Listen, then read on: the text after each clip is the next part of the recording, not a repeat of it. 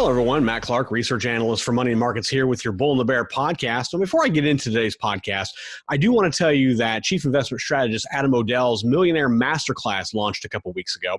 In it, he explains his trading strategy that leans pretty heavily on a principle that we've talked about numerous times here, and that is buy high, sell higher. It's called the momentum principle.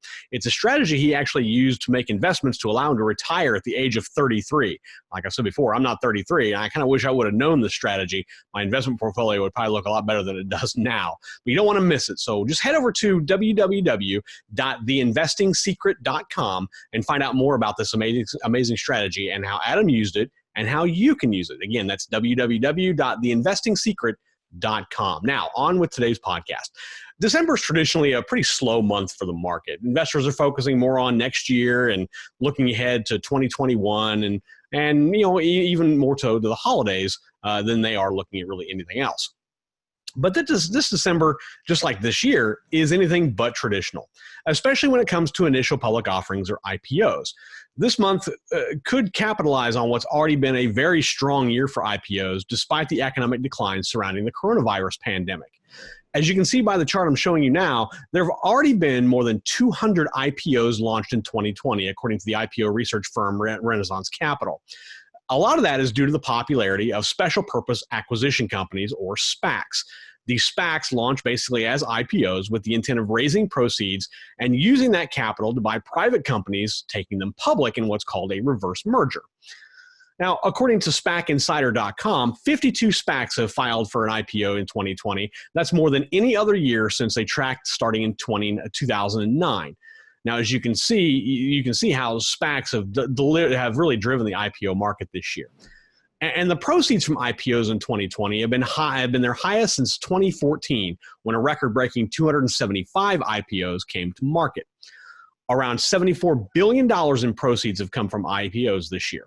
IPOs have raised more than $140 billion on U.S. exchanges this year, according to Dealogic and the Wall Street Journal. And that's more than the previous record set by the dot-com boom back in 1999. Those figures are only going to get higher as one big IPO launched today, and it's one I want to dive a little deeper into. DoorDash is a food delivery company and launched its IPO on Wednesday, and it trades on the New York Stock Exchange under the ticker DASH, or DASH. Its price target is $102 per share, much higher than its previously revised figure of between $90 and $95 per share. It hopes to raise nearly about $3.36 billion on a valuation of $32.4 billion. The company is capitalizing on favorable market conditions coupled with the recent surge in demand for its services due to the coronavirus. Basically, a lot more people have to stay at home, and that means when they want to eat out, they have to order and use services like DoorDash to get the food brought to them. In fact, DoorDash has seen its market share in the U.S. jump to close to around 50% because of the pandemic alone.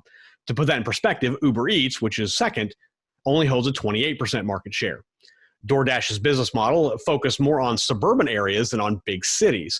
This was smart, as suburban families tend to spend more on services like DoorDash, and restaurants are typically farther away from homes in the suburbs, forcing them to really have to use DoorDash and other delivery services to get food brought to them.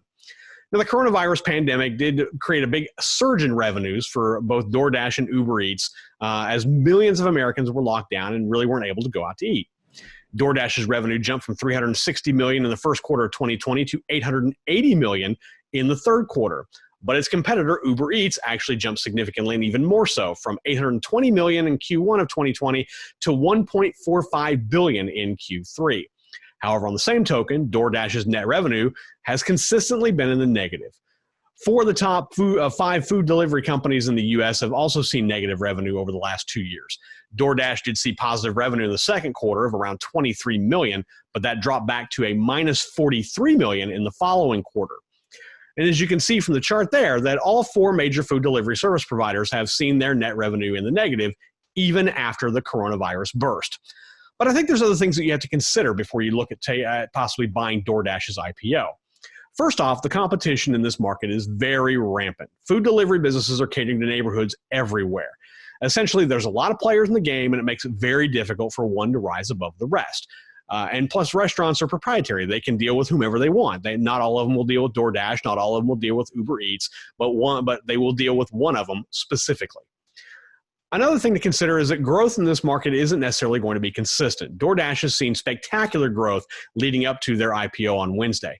But the coronavirus, the purchase of caviar from Square Incorporated is a big reason for that. However, as the vaccine gets passed out and we see the subsidence of the coronavirus pandemic, there's really no one else for DoorDash to really acquire to grow its business model.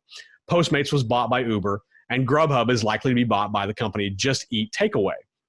So there's really no other growth acquisitions on the horizon for DoorDash, leaving them no real ability to grow outside of just the core business.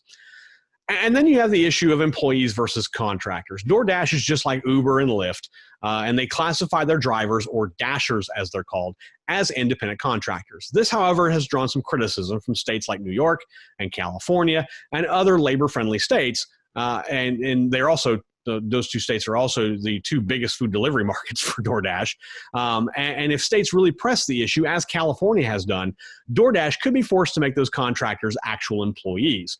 That will jack up the cost due to higher wages they'll have to pay them as employees, plus insurance costs and other things that go along with that. So it creates kind of an issue for DoorDash. So all that said, coupled with the fact the company still hasn't made any money yet, I can't really justify jumping into DoorDash's IPO right now. Slower growth, more competition, headwinds from employee classification, and all those other things could very well see those net revenue losses get bigger and drive the price of the stock down. Of course, every IPO typically sees a bump on the first few days after it launches because there's a lot of excitement around it. In this instance, however, I think you'd be better served to wait at least until the lockup period passes, or even after the coronavirus pandemic subsides, to get a real clear picture as to DoorDash. Plus, I see that price, the share price dropping, making it an even better potential buy in the future, as this cost will go down from 102 to even lower than that, maybe even the $80 range, perhaps even lower. Now, with that, I do want to make sure that you check out our YouTube channel. And just make sure you're already on if you're already on YouTube, make sure you subscribe to our channel, and whenever you do that, hit that notification bell, and you get notified each and every time we put up a video.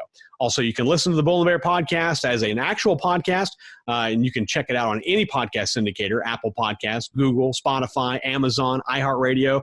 We're in podcast channels that actually serve certain countries like India, Germany, and the UK. Make sure you subscribe and get alerted each and every time a new podcast is released. Leave us a review or comment either on a podcast platform or here on YouTube. We'd love to see what you have to say, and love to hear your feedback. If you have any questions, or you want to see a particular stock or sector for us to examine, do so. Just email us at thebullandthebear@moneyandmarkets.com, and we would love to do that as well. Also, I'd be remiss if I didn't encourage you to head over to moneyandmarkets.com. This is kind of our hub. This is where everything lies, and we want to make sure you go there and check out all the content that we have on the website. It's not meant to sell you anything. It's more meant to provide you safe and sound investment information for your portfolio. You can sign up to get our free e-letter. We put one out each and every day, Saturday to Sunday, 7 days a week. It is completely free. Just give us your email address, and we will be more than happy to start sending that out to you as soon as possible. Coming up on Friday, I'm going to have much more here on the Bull and the Bear podcast. We'll fly solo. My partner in crime, Charles Sizemore, is actually out, so it will be just me. I'm going to take a look at a few things and give you some tips on what you might look for in 2021. Until then, this is Money Markets Research Analyst, host of the Bull and the Bear podcast, Matt Clark, wishing you all safe trading.